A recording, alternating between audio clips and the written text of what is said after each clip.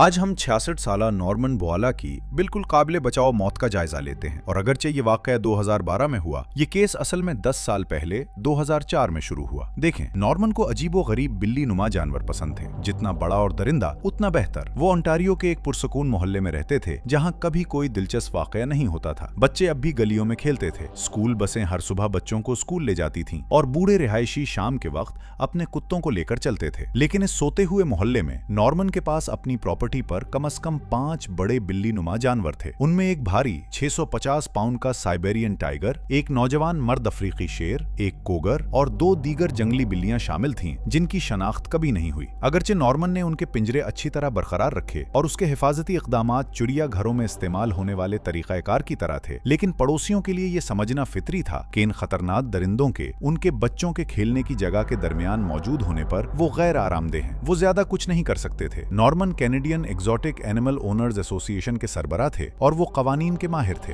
इसके जानवरों के लिए इजाजतनामे थे और हर मुआयना में उसके पिंजरे मंजूर हो गए और उसके यार्ड के इर्द गिर्द की बाड़ भी तमाम मेयारात के मुताबिक थी। कानून के मुताबिक नॉर्मन के हक में था कि वो खतरनाक दरिंदों को अपने घर के बाहर बस स्टॉप के साथ रखे। लेकिन जैसा कि पड़ोसियों ने खौफ जाहिर किया, एक खौफनाक हादसा पेश आया जब एक 10 साला लड़का अपने वालिदैन के साथ टोरंटो से नॉर्मन से मिलने आया। लड़का साइबेरियन टाइगर्स पर एक स्कूल प्रोजेक्ट कर रहा था और वो असल जानवर के करीब जाने के लिए यहाँ आया था। वो नॉर्मन की कीमती बिल्ली की तस्वीर ले रहा था। जब टाइगर ने हमला किया तो बदकिस्मत लड़का बिल्कुल पिंजरे के करीब था। जानवर ने हमला किया और अपने पंजों से लड़के के चेहरे और गर्दन को छुरी की तरह जख्मी कर दिया, लेकिन लड़का बमुश्किल बच गया। उसके गर्दन के जख्म उसकी मरकजी शरियान से सिर्फ मिलीमीटर के फासले पर थे। अगर वो चंद मिलीमीटर बाएं जानिब होता तो वो सेकंडों में खून के नुकसान से हलाक हो जाता। इसका चेहरा बुरी तरह दागदार हो गया और किसी भी सर्जरी के बावजूद उसकी अब मुस्तकिल तौर पर टेढ़ी मुस्कुराहट दुरुस्त नहीं हो सकी। ये हमला 2 साल तक अदालतों में रहा। पड़ोसियों ने हर जज के पास केस ले जाने की कोशिश की, लेकिन नॉर्मन कवानीन के मुताबिक अपने जानवर रखने में बिल्कुल सही थे और किसी मोजज़े की तरह उसे लड़के की शदीद चोट के लिए किसी सजा का सामना नहीं करना पड़ा और ना ही उसे टाइगर से जान छुड़ाने की जरूरत थी। गुस्से में पड़ोसियों को वक्ती तौर पर पीछे हटना पड़ा। अगर नॉर्मन के पिंजरे मेयारी थे और वो हर मुआयना पास कर रहा था तो वो कुछ नहीं कर सकते थे। नॉर्मन की अदालत में आखिरी जाहिरी पेशी के 1 साल बाद उसे दोबारा अदालत में बुलाया गया। उसने नौजवान शेर को अपने पिंजरे से बाहर निकाला और उसे अपने कुत्तों के साथ खेलने दिया, बिल्कुल अपने सहन में। एक ज़हीन शख्स ने जल्दी से कुछ तस्वीर लेकर अदालत में सबूत के तौर पर पेश की। तमाम बड़े पिंजरे और शानदार मुआयना रिकॉर्ड के बावजूद नॉर्मन इस मामले से नहीं बच सका। जो उसने किया वो सरासर गैर जिम्मेदाराना था और वाहिद वजह कि कोई जख्मी नहीं हुआ वो ये थी कि शेर निस्बतन नौजवान था और शायद उसे इतनी छोटी कैद में तवील वक्त के लिए नहीं रखा गया था कि वो गुस्से में पागल हो जाए। ये काफी था कि अदालत ने नॉर्मन को हुक्म दिया कि शेर, कोगर और उसकी प्रॉपर्टी पर मौजूद दीगर 3 बिल्लियों को नया घर दिलाए। लेकिन किसी तरह नॉर्मन साइबेरियन टाइगर को अपने कब्जे में रखने में कामयाब रहा। फिर भी पड़ोसी ओंटारियो में कवानीन बदलने की कोशिश कर रहे थे ताकि खतरनाक जानवर रिहायशी इलाकों में न रखे जाएं। उम्मीद है कि वो आखिरकार इस जानवर से छुटकारा पालेंगे जिसने पहले साबित कर दिया था कि ये इंसान पर हमला करने की सलाहियत रखता है। नॉर्मन ने अगले 2 साल तक उनसे लड़ाई की, यहाँ तक कि 19 मई 2012 तक। इस सुबह नॉर्मन ने अपनी दिन की रूटीन के मुताबिक आगाज किया। उसने अपने कुत्तों को खाना दिया और उन्हें वॉक पर ले जाने से पहले वो अजीमुशान टाइगर के पास गया जो पहले ही अपने नाश्ते के इंतजार में बैठा था। नॉर्मन के पिंजरे चिड़ियाघर या पार्क के पिंजरे की तरह बनाए गए थे जो इतने बड़े और खतरनाक जानवर रखते हैं। टाइगर के लिए एक बड़ा रिहायशी इलाका था, भूसे से भरा हुआ ताकि वो उसमें घूम सके, और बहुत सारे लटके हुए लकड़ी के टुकड़े और टायर चढ़ने और खेलने के लिए मौजूद थे। लेकिन पास में एक छोटा पिंजरा था जो बड़े पिंजरे से काबिले जमा दरवाजे के जरिए जुड़ा हुआ था। इस छोटे पिंजरे का मकसद जानवर को खुराक के साथ लाना था। दरवाजा बंद हो जाता था और नॉर्मन आजाद हो जाते थे कि वो रिहायशी जगह साफ करे और देखभाल करे। अगर ये चिड़ियाघर होता तो टाइगर को इस छोटे पिंजरे में खिलाया जाता, चाहे सफाई का दिन हो या ना हो। किसी हैंडलर को हाथ से जानवर को खिलाने या पिंजरे में दाखिल होने की इजाजत नहीं थी, चाहे जानवर कितना भी बड़ा या छोटा हो। लेकिन अपने शेर की तरह नॉर्मन प्रोटोकॉल के बारे में ज्यादा परेशान नहीं था। उसने अपने आप को यकीन दिलाया था कि टाइगर पालतू है, बिल्कुल इसी तरह जैसे वो शेर को अपने सहन में चलाने देता था। लिहाजा राह के एक बॉल में कच्चा एल गोश्त लेकर वो पिंजरे में दाखिल हुआ, दरवाजा बंद किया और बॉल टाइगर के सामने रख दिया। लेकिन फिर उसने वो किया जो किसी इंसान को कभी नहीं करना चाहिए। एक शिकार करने वाली बिल्ली की मौजूदगी में